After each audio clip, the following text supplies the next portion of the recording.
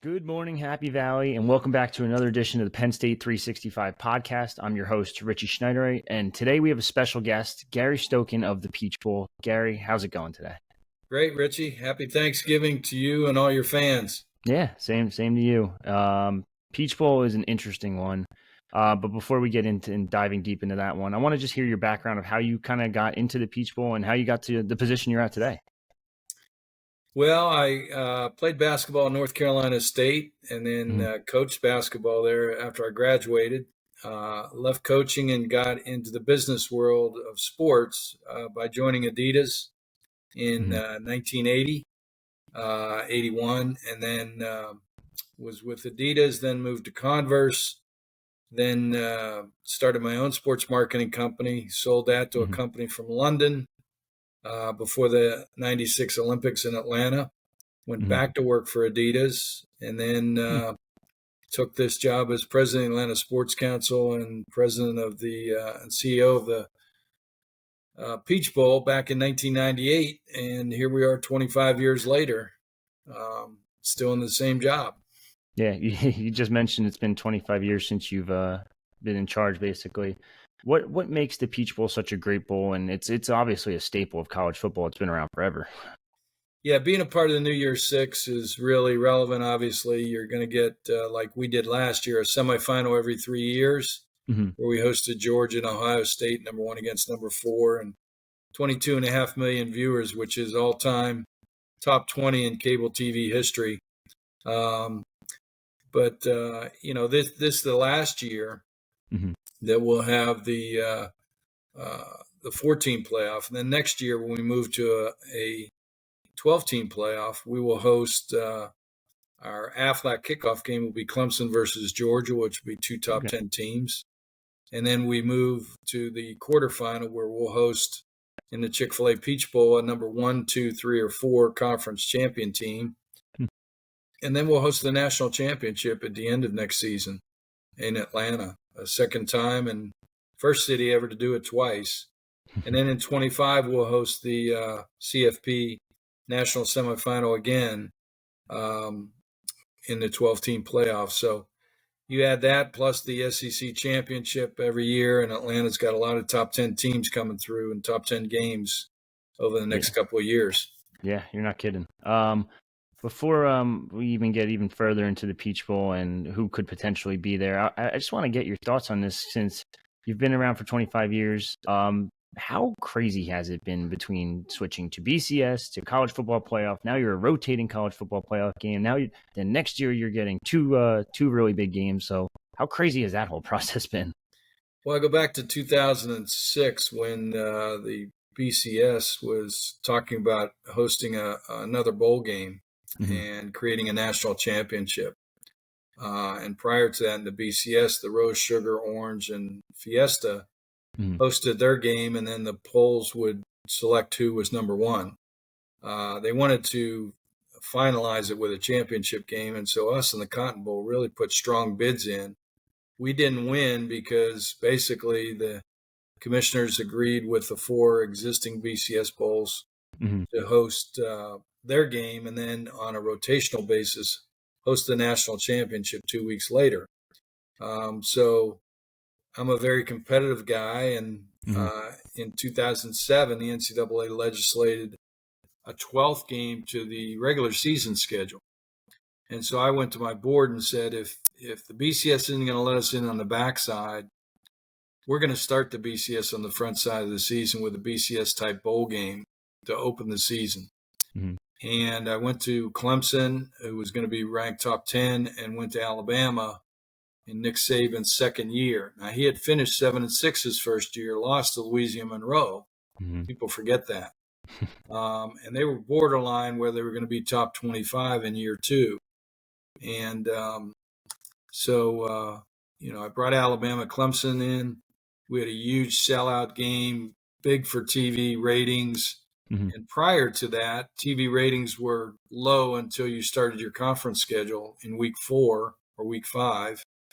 And so ESPN loved us because it started the season with great TV ratings, and we had a sellout. And so I called it the Daytona 500 of college football. and I got a cease and desist letter from Daytona saying, please quit using Daytona 500.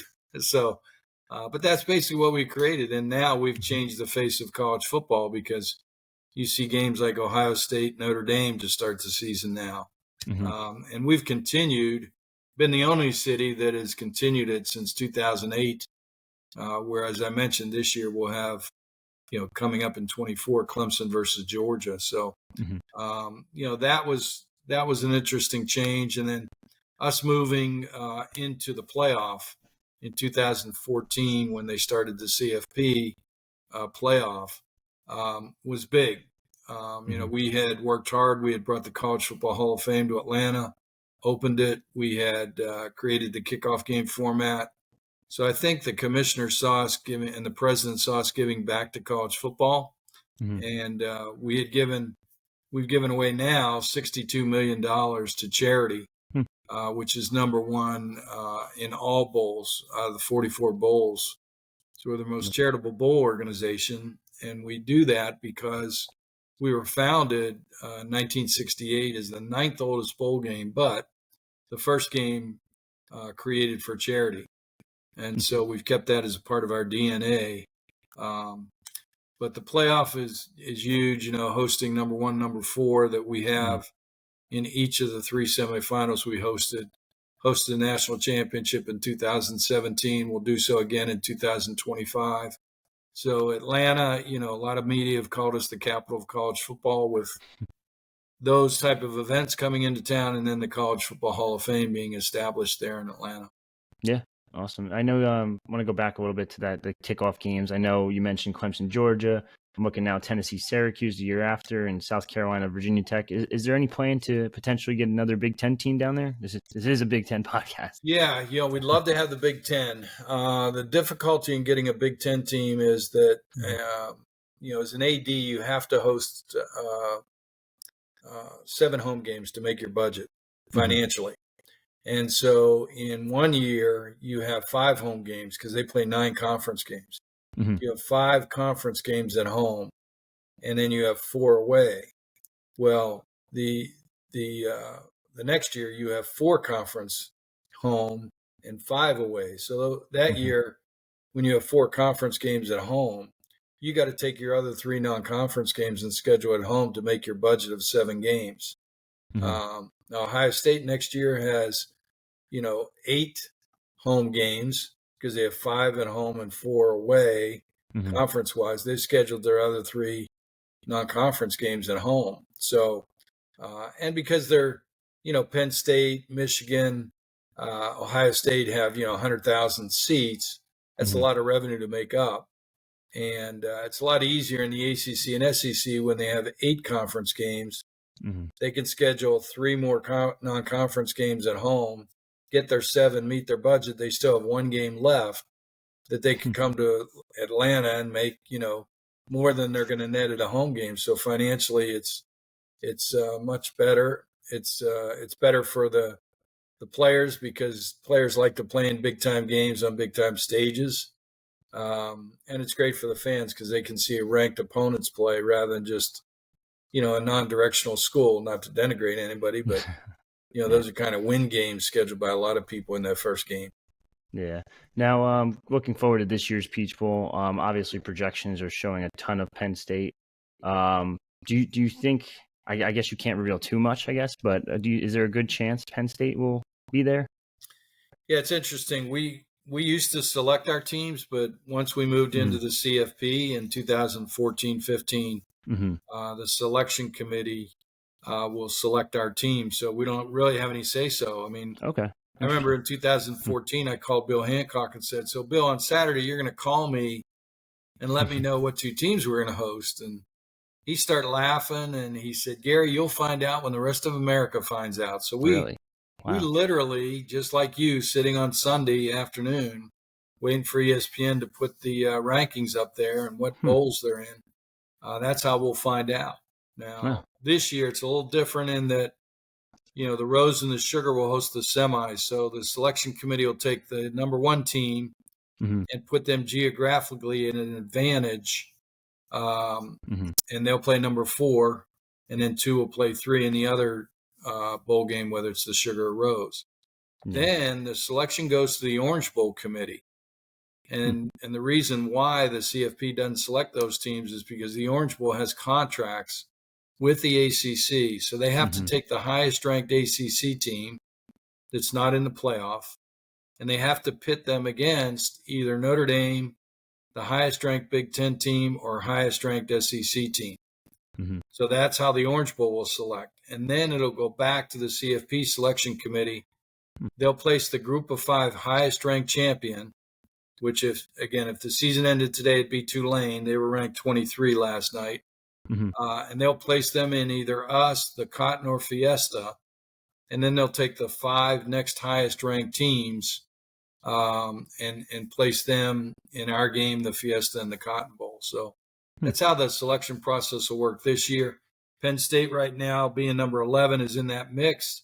Obviously, they have to take care of business and win at Michigan State to be continue to be considered by the selection committee. But, everybody's talking about, geez, I can't wait till next year for a playoff. If you really look at the rankings, we have a playoff going on this year because number 1, Georgia is going to play number 8, Alabama in the SEC championship. Number 2, Ohio State's going to play number 3, Michigan this weekend. And then go on. The winner of that's going to go on and play number 18, Iowa, who may be ranked higher next week. You got number 4, Washington playing number 6, Oregon, more than likely in the Pac-12. You got number 5, FSU playing number 10, Louisville in the ACC championship. And number 7, Texas probably playing number 13, Oklahoma in the Big 12. So we have a playoff going on right now. People just don't realize it. And it's up to Missouri, number 9, and Penn State, number 11, Ole Miss, number 12, who aren't in championship games, to win their last game and finish 10-2 to give them a chance for the selection committee to possibly put them in a New Year's Six bowl game. Yeah, it's chaos this weekend, and I kind of love it. I'm not going to lie. But there always seems to be some kind of chaos. Nothing ever stays chalk, and that's why you play the games. Yeah, that's college football in a nutshell right there. Yeah. But I guess what would it mean for a team like, I'm sure you follow college football a ton, what would it mean for a team like Penn State that travels pretty well, has 100,000 plus each weekend to come down to Atlanta? Yeah, it's interesting. Being a Pittsburgh guy, I grew up in Pittsburgh. My wife's from Pittsburgh. So, we followed Penn State a lot when we were growing up, Joe Paterno years. I've always thought a lot about Penn State, the class they have with their brand, the great brand. Their fans are fantastic to fill. Last week, I think it was 110,000 fans in the stadium. I've been up to the whiteout, against Michigan, which is a unique experience. And in my 25 years, one of the best 5 experiences I've ever had in a stadium. So we've never had Penn State in the Peach Bowl. And so to host them in this year's Chick-Fil-A Peach Bowl would be fantastic. They've got a great defense. Obviously their offense needs some, fine tuning, losing their, or getting rid of their offensive coordinator. They're going through some transition. The quarterback has huge potential. And so, they'd be a great team to play in the Chick-fil-A Peach Bowl should the CFP selection committee find them deserving to be in our game in a New Year's Six bowl game. 3 of the last 5 games featured a Big Ten team. How have Big Ten teams kind of traveled down to Atlanta? I know it's obviously not their typical travel accommodations. Well, it's interesting. We've got a huge contingent of Big Ten alumni living in Metro Atlanta. And it's an easy access for a lot of the Big Ten teams to get to Atlanta, whether it's, we've got the most effective and efficient and the best airport in the world. So there are hourly flights from a lot of cities, Philly, Chicago, New York, LA, Detroit, etc. So easy for fans to get to. It's also an easy drive down 75 or 85, depending on where you're coming from. And that plus the huge contingency living in our city, we've seen Michigan State, Ohio State, all bring throngs of fans down to the game because they're such great fans and support their team. So, I don't think it'd be any different from Penn State. I think they would flock to Atlanta. We're going to be sold out with what call our one season ticket renewal every year, because they know we're going to get ranked teams playing in our bowl game. So we'll have a sold out atmosphere. It's in what I think is the best stadium in the country, Mercedes-Benz Stadium, for sight lines and for experience. The concessions are the lowest concessions in the United States in any stadium. So it's inexpensive. The city of Atlanta is a great time to be in Atlanta during the holidays, because there's great shopping after the Christmas season, fantastic restaurants. When you get to Atlanta, we're a walkable city with all of our stadiums and hotels in close proximity to one another, as well as all of our event places. So College Football Hall of Fame, the world's largest aquarium, the World of Coke, all within walking distance of hotels and the stadium. So when you get to town, you can walk around, eat great food at great restaurants, and go see a lot of different events and activities, and then walk right into the game. So we provide an aquarium night the night before our game with the cheerleaders and bands in the aquarium, and then we take teams the next day from our parade into the fans follow the parade into our Fan Fest, where we'll have 30, 40,000 people in our Fan Fest in the Georgia World Congress Center with all kinds of sponsor activation, activities. And then they walk right into Mercedes-Benz Stadium, which is right next to Georgia World Congress Center. We'll kick off at 12 o'clock on Saturday, December 30th this year. Cool. I know you mentioned restaurants for people that haven't been to Atlanta, have never been to the stadium. What's some go-to spots that people need, like a need to check out restaurant? Well, I would say Chick-fil-A, obviously. But beyond that, there's so many. I mean, it'd be hard to pick any one in particular out, just because I love a lot of them, and wouldn't want anybody to hold this against me if I didn't name their restaurant. But there's a lot of great Italian steak, ethnic foods in Atlanta. So we're very blessed that way to have a lot of great restaurants, being a major city. Right, and the last one I got for you is, everyone in college football loves talking about the bowl gifts. Can you give us any insight into what this year's bowl gift for the Peach Bowl might be? Is it like a Chick-fil-A gift card, or? Yeah, it's interesting. Through 25 years, we go back on campus after every game and talk to everybody from the president to the coach, AD, equipment manager, players, assistant coaches, and find out what they liked, what they didn't like, and if we need to change anything. And one of the things we found is the players really like having a vanilla Visa card, where they have basically cash in their pocket that they can buy, gifts for their parents, gifts for their little brothers and sisters. They can buy the electronic equipment that they may not have, that we don't have to guess and try and get right, and giving them gifts. We give them a Chick-fil-A gift card, so when they go back on campus, they can go Chick-fil-A.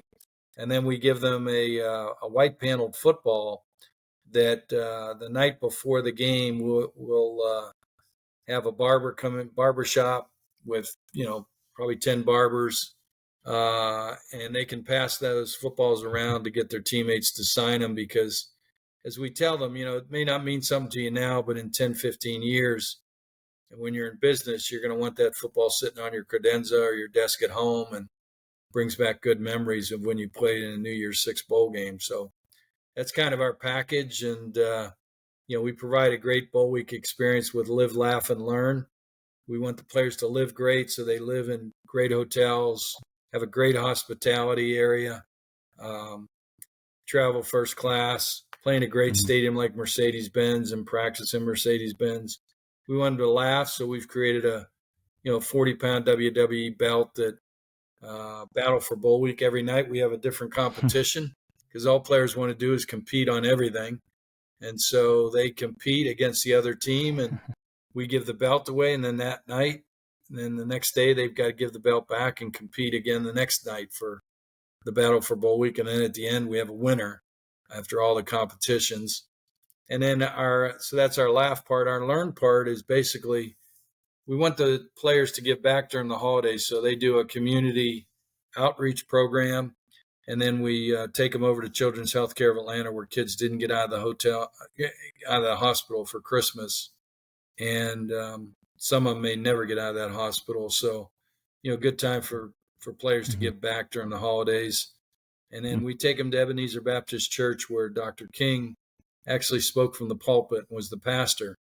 And Andy Young, who is now 91 years old and was one of the top 8 people with Dr. King back in the Civil Rights Movement, actually provides a history lesson because these kids weren't born. Their parents probably weren't even born during the Civil Rights Movement. So it really is a unique experience for the players to hear from somebody that actually went through the Civil Rights Movement. So, again, that's our learn part. So live, laugh, and learn is our theme, and players get a great experience, a lot of great memories during bowl week in the Chick-Fil-A Peach Bowl.